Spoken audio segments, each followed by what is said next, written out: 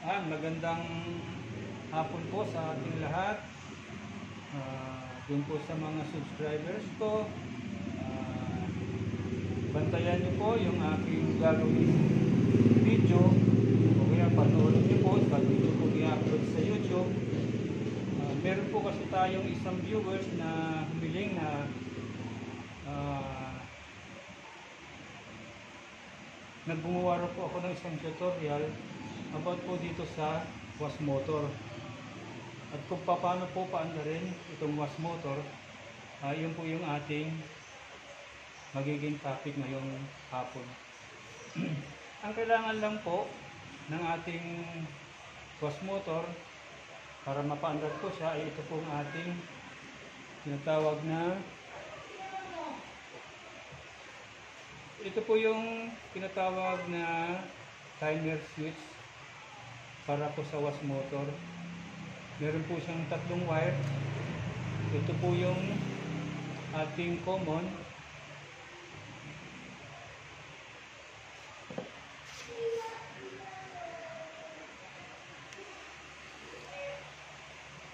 Tuloy na natin ito guys.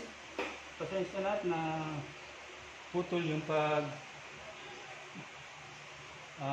tutorial ko kasi may inayos ako sandali sa kapitbahay namin. Ngayon guys, ay sinabi ko sa inyo na meron tayo ditong wash motor. Ang wash motor may tatlong wire. Meron siyang common, tapos yung kanyang forward saka reverse. Ito. At dito naman sa ating tinatawag na timer switch, meron din tayong 3 wires. Meron din dito guys na 6 wires. Ito yung ginagamit yon dun sa merong washing machine na may tawag nito normal wash saka soap wash. Yun yung 6 wires. Pero dito sa atin gagawin, 3 wires lang muna ang ating gagamitin na timer switch. Then, ito naman yung ating capacitor. Yan guys. Meron siyang capacitance na 11 microfarad. And then, yung ating power cords. So, gagamitin natin ito mamaya para mapaandar natin itong wash motor. Yan. Ngayon guys, turo ko sa inyo kung paano hanapin dito yung common dito sa wash motor, itong tatlong wires na to. Kung paano natin nahanapin yung common, yung forward saka reverse. Gagamit lang tayo guys ng ating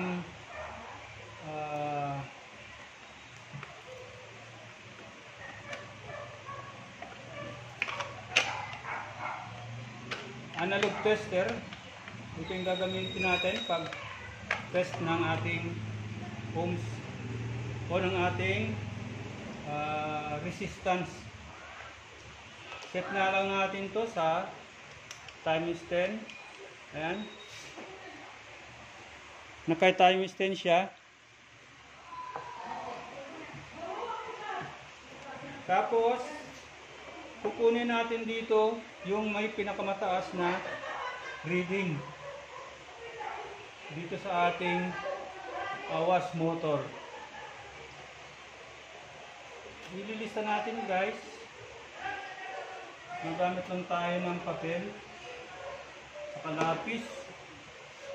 Dali lang.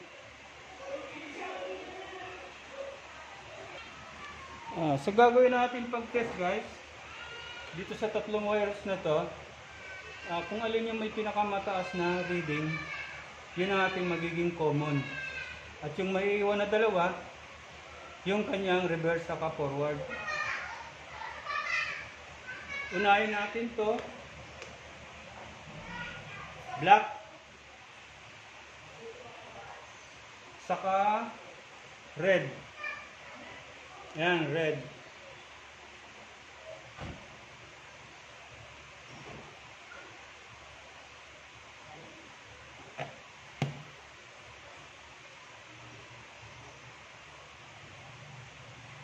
Ayan, magalaw guys yung ating ano. Kita nyo guys.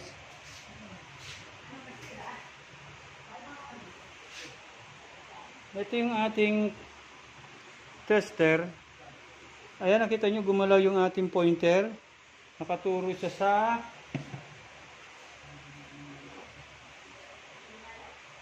10, 11, 12. Lista natin. Black saka red.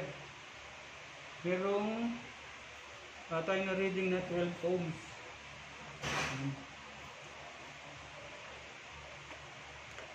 Ngayon guys, itilipat natin tong isang cord sa blue wire. Kanina guys, dito sa red, naka ano yan ating cord. Yun, meron tayong nabasang 12 ohms. Dito naman sa blue ay black saka blue. Meron tayong na reading na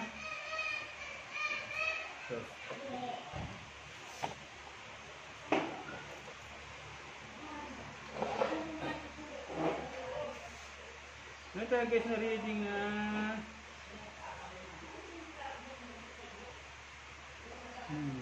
5.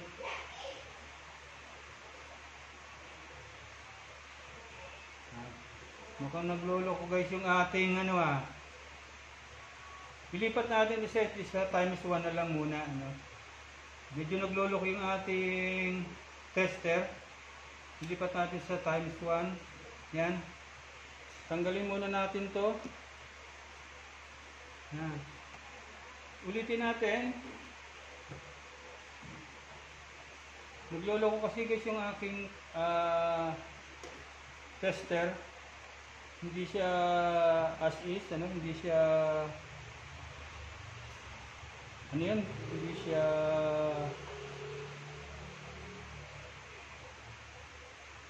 humihinto sa talagang reading, papalit-palit, palipat-lipat siya.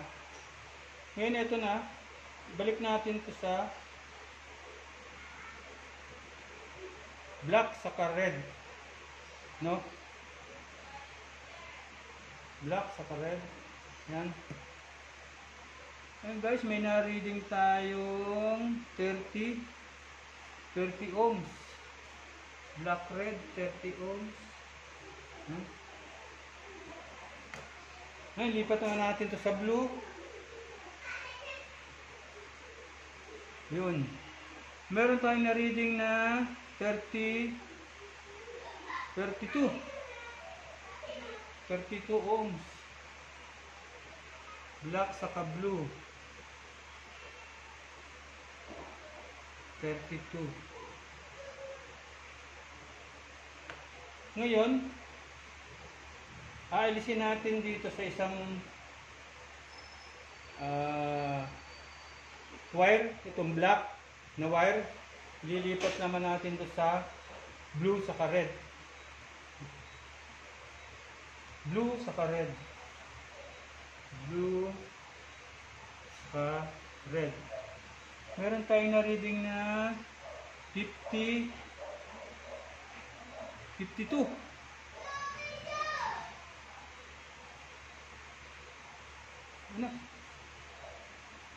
Ano? 62.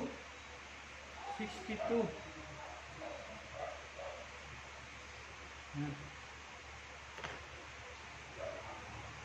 Blue saka red, 62 ohms. Ito guys, yung ating na-reading kanina. Pakita ko sa inyo. Yung nating ginawa ay blue and red. Meron tayong na-reading na 30 ohms. Yan. Tapos, black saka blue. Meron naman tayong na-reading na 32 ohms. Tapos, yung blue saka red, meron tayong na-reading na 62 ohms. Ngayon, Kung alin guys yung hindi nakasama rito o naiwan na wire dito sa tatlo na to, ang naiwan dito guys itong black. Kaya automatic, ito yung kanyang reading. Ang reading niya ay magiging 62 ohms. Ayan. Siya ang may pinakamataas na reading. Ito ngayon ang ating magiging common. Itong black, ano? Mamaya guys, papakita ko sa inyo kung saan natin yan ikakabit o yung wirings. Tignan muna natin itong ating timer switch kung gumagana siya. Ang timer switch guys, ito nga yung tatlong wires. Meron siyang common. Ito yung common o yung source ng, dito papasok guys yung source ng kuryente o ng power. Dito sa kulay brown na to. Tapos dito yung lalabas. Ito yung ating forward saka tinatawag na reverse. Tetest natin guys dito sa ating tester.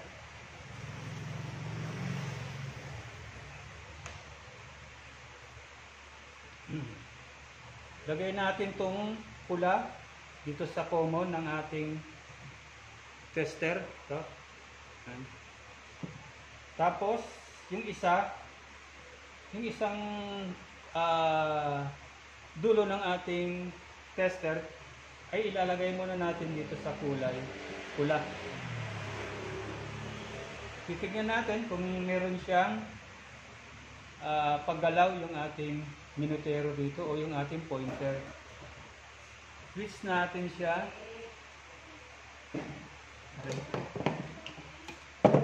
Switch natin. Ayan, ayun. Ayun guys, gumalaw na siya. Kita nyo, pag nag-off siya, ililipat naman natin dito sa kulay yellow. Tignan uli natin. Ayun.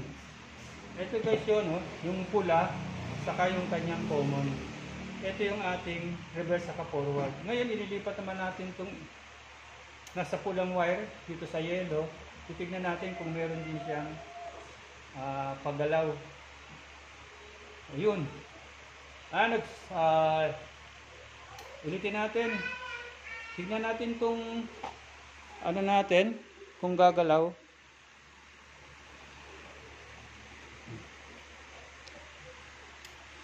Doon po sa malayo po kasing ating tester, isum nyo na lang po para makita nyo kung gumagalaw po itong ating pointer. Kaya po, gumalaw siya.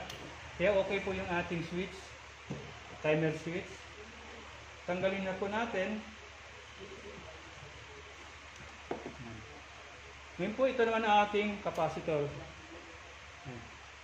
Titignan po natin kung ilan pa yung kanya pong capacitance. Gagamitan po tayo nitong digital. Yan. Set na po natin sa ohms. Pero ilalagay po natin siya sa capacitor.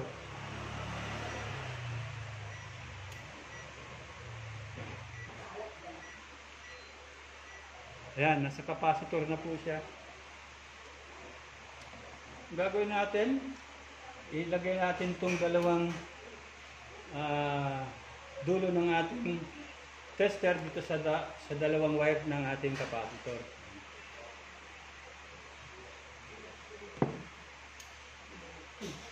Saka bumawit mamit na kapasan kami. Ay may GG. Hey, 11. Mali po, hindi ito yung ating capacitor. Ito po pala. Ito po pala, mayroon siyang 5 microfarad, 4.5 microfarad, yan po. Test natin kung meron makukuha tayong na microfarad.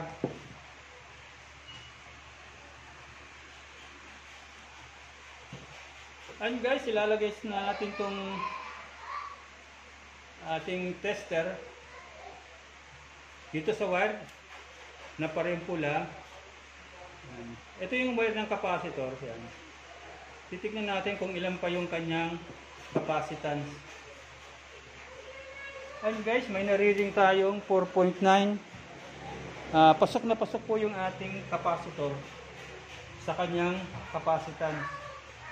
4.9 ay ito po ay 4.5 capacitance lang. Kaya okay na okay pa po itong ating capacitor. Ngayon po ang gagawin natin, i-wiring na po natin siya.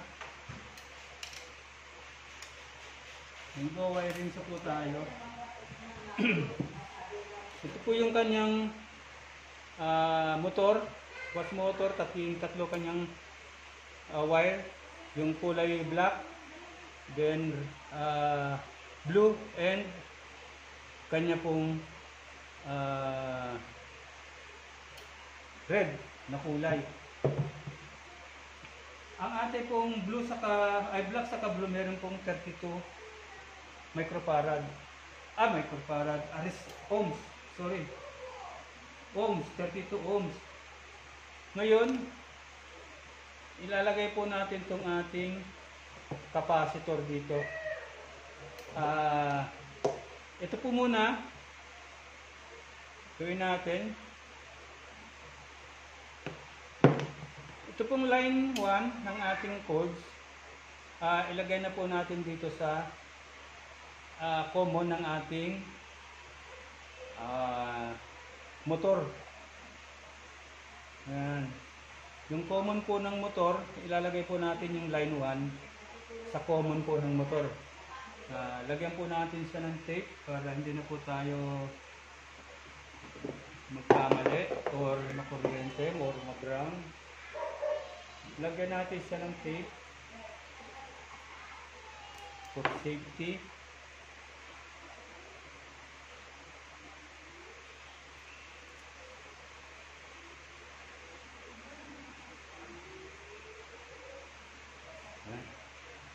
Ayan po, nilagyan na natin siya ng tape. Ngayon po, ito naman ating capacitor. Ilalagay na po natin siya dito.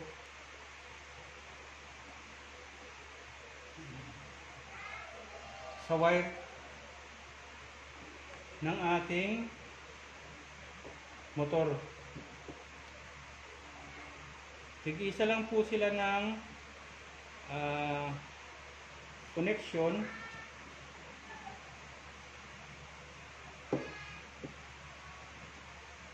Ayan.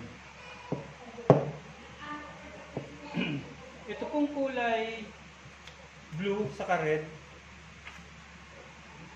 wala na po tayo ditong ilalagay na ibang wires.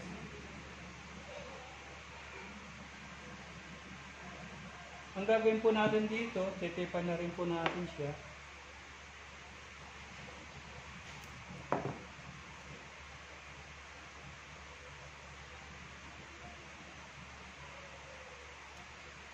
Ito na po yung magiging reverse natin. At ito naman pong isa, ito yung ating forward. Lalagyan po natin ito ng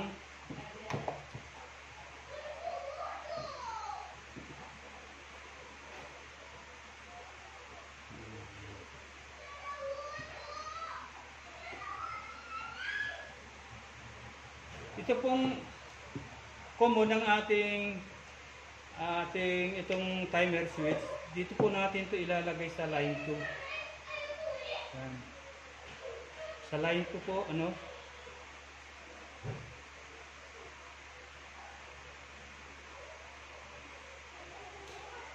lagyan na rin po natin ang tape.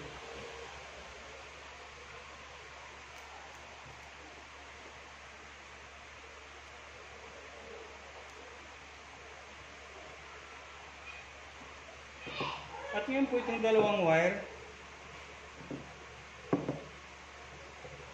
ilalagay po natin ito sa ating capacitor. Dito.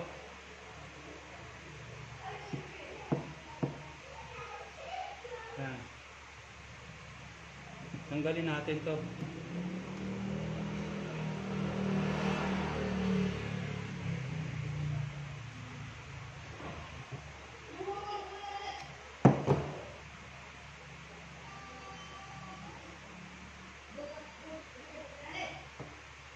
Yan. Nailagay na po natin yung ating capacitor sa wire. Galing po sa motor, sa was motor. Then yung isa pong wire galing po dito sa ating timer switch. And ito pong isa na to, galing din po sa ating motor, itong kulay red. Then ito pong kulay red din po ng ating timer switch. Ito po yung reverse, saka yung kanya pong wire ng ating capacitor. Magkasama po sila.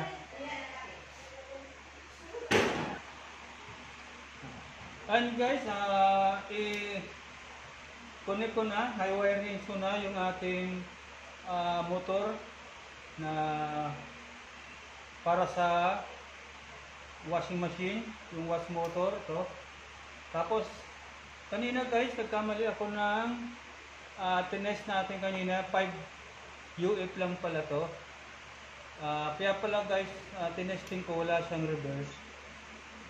Hindi pala kaya nitong 5 UF. Ito nga pala yung ano niya, kasi 11 UF tong motor. Ang capacity ng kanyang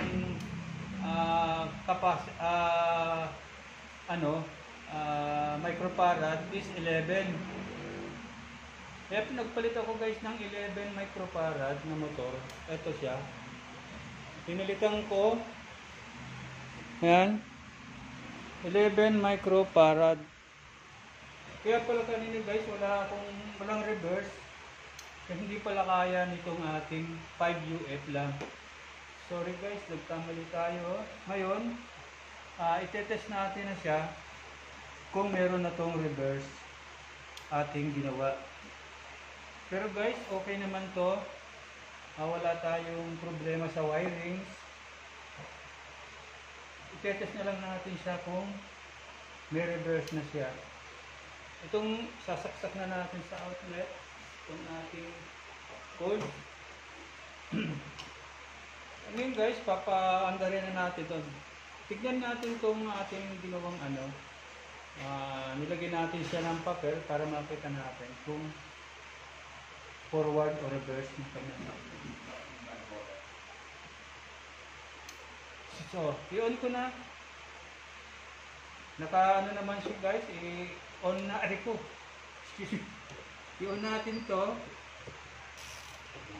Kasi guys, naipit ako ng plies. Ngayon guys, i-on na natin. Ayan. Naka-reverse siya guys. Ngayon forward naman. Ayun. Ito yung forward niya. Naka-forward siya. Hintayin lang natin ilang seconds. Op, ayan. Ito naman yung kanyang reverse. Ayan. Okay guys, ito yung ating finished product. Dun sa nag-comments, okay na po yung ating ginawang wiring. Sana po nasundan niyo po yung aking tutorial ngayong araw.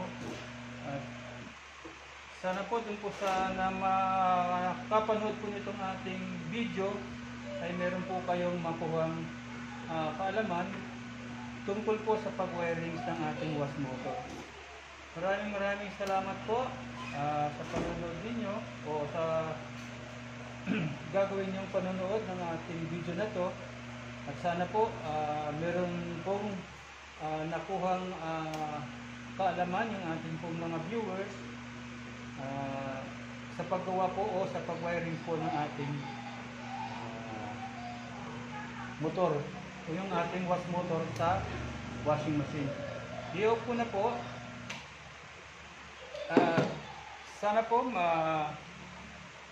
huwag po kayo magsawang manood at i-subscribe nyo na rin po ang aking YouTube channel. Nang sabihin po, meron na po akong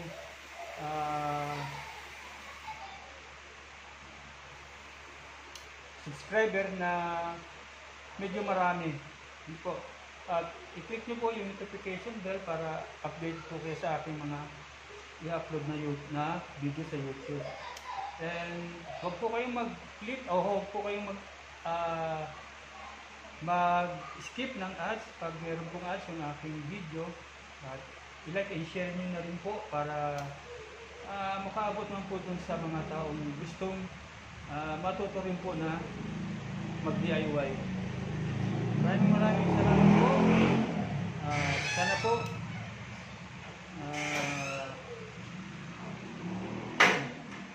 manood po kayo nitong video na to. Hanggang sa muli po, paalam!